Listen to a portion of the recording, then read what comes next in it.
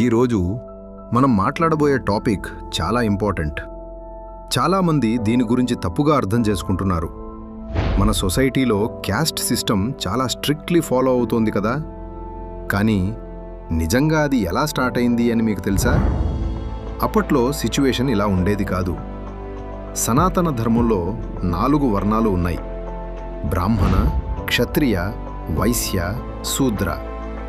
కానీ ఆ టైంలో వీళ్ళని వారి పని బట్టి డివైడ్ చేసేవారు. ఒకరు ఎక్కువ, ఒకరు తక్కువ అనే కాన్సెప్ట్ అసలే లేదు. వినండి, ఒక బ్రాహ్మణుడి కొడుకు తప్పకుండా బ్రాహ్మణుడే అవ్వాలని లేదు. ఒక శూద్రుడు కూడా వెపన్స్ నేర్చుకుంటే క్షత్రియుడు అవ్వచ్చు. మీ టాలెంట్, మీ స్కిల్, అదే మీ వర్ణాన్ని డిసైడ్ చేసేది. ఎంత ఫేర్ సిస్టమ్ అది! కానీ తర్వాత మనుస్మృతి వచ్చింది. అందులో వర్ణం వర్క్ బట్టి కాదు, పుట్టుక బట్టి డిసైడ్ అవుతుందని చెప్పారు. అక్కడే ప్రాబ్లం మొదలైంది. ఇప్పుడు ఒక్క నిమిషం ఆలోచించండి. సనాతన ధర్మం ఎప్పుడు మీకు క్వశ్చన్ చేసే ఫ్రీడమ్ ఇచ్చింది. మీరు ఏ దేవుడిని పూజించాలో కూడా మీ చాయిస్. మరి ఒక్క గ్రంథం ఇంత రెస్ట్రిక్షన్ ఎలా పెట్టగలదు? సనాతన ధర్మంలో బుక్స్ అంటే అవి చాలా లేయర్స్లో ఉంటాయి. వేదాలు వచ్చాయి, అవి ఫౌండేషన్. తర్వాత ఉపనిషత్తులు వచ్చాయి, వేదాలపై వచ్చిన క్వశ్చన్స్కి ఆన్సర్స్ లాంటివి. తర్వాత పురాణాలు, స్టోరీస్ ద్వారా విజ్డమ్ చెప్పాయి.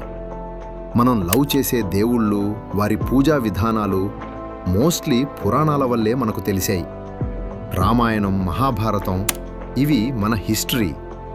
మిగతావి ఫిలాసఫీ మరియు స్టోరీస్. ఇంకో బుక్ గురించి చెప్పాలి, కామసూత్రం. అది చాలామంది అనుకున్నట్లు కాదు. నిజంగా చెప్తున్నా, అది మోస్ట్ మిస్అండర్స్టూడ్ బుక్. అది లైఫ్ని ఎలా ఎంజాయ్ చేయాలి, రిలేషన్షిప్స్లో కన్సెంట్ మరియు రెస్పెక్ట్ ఎంత ఇంపార్టెంట్ అనే విషయాలు చెప్తుంది. సెక్స్ అందులో చిన్న భాగం మాత్రమే. మన సొసైటీ సెక్స్ని టెబూగా చూస్తుంది కదా. కానీ కామసూత్రం చెప్పేది ఏమిటంటే అది లైఫ్లో ఒక న్యాచురల్ పార్ట్ మాత్రమే అని. ఇక సనాతన ధర్మం యొక్క జర్నీ, అది ఈజీ కాదు. చాలా పెయిన్ ఉంది ఆ హిస్టరీలో. నార్త్ ఇండియాలో చాలా ఓల్డ్ టెంపుల్స్ లేవు. ఎందుకంటే అటాక్స్ అన్నీ ఢిల్లీ మరియు చుట్టుపక్కల జరిగాయి. నలంద, విక్రమ్శిల, వరల్డ్లో ఓల్డెస్ట్ యూనివర్సిటీస్ అవి డెస్ట్రాయ్ అయ్యాయి. 90 లక్షలకు పైగా మాన్యూస్క్రిప్ట్స్ కాలిపోయాయి. మన కల్చర్, నాలెడ్జ్, ఫిలాసఫీ అంతా అగ్నికి ఆహుతి అయింది. ఔరంగజేబ్ లాంటి ముఘల్ ఎంపరర్స్ జిజ్యా ట్యాక్స్ పెట్టారు. కేవలం హిందూ అయినందుకు ఎక్స్ట్రా ట్యాక్స్ కట్టాల్సి వచ్చేది. ఫోర్స్ఫుల్ కన్వర్షన్స్ జరిగాయి. కానీ సనాతన ధర్మం తన ఐడెంటిటీని వదిలిపెట్టలేదు, ప్రౌడ్గా నిలబడింది. ఈ వీడియో ద్వారా నేను నా ధర్మం గురించి తెలుసుకునే జర్నీ మొదలుపెట్టాను. చాలామందితో మాట్లాడాను, బుక్స్ చదివాను, ఆలోచించాను. మరియు నేను ఫీల్ చేసింది ఏమిటంటే ఇది ఎంత బ్యూటిఫుల్ అని. సనాతన ధర్మం చెప్పేది ఏమిటంటే బ్లైండ్గా ఏది బిలీవ్ చేయకు, క్వశ్చన్స్ అడుగు, దేవుళ్లను కూడా. వేదాలపై క్వశ్చన్స్ వచ్చాయి కాబట్టే ఉపనిషత్తులు పుట్టాయి.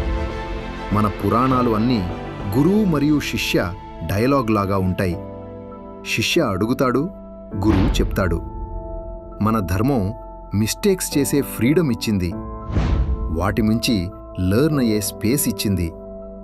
టైంకి తగ్గట్టు మారింది, నాలెడ్జ్ ఎక్స్పాండ్ చేసుకుంది. అందుకే దీన్ని సనాతనం అంటారు.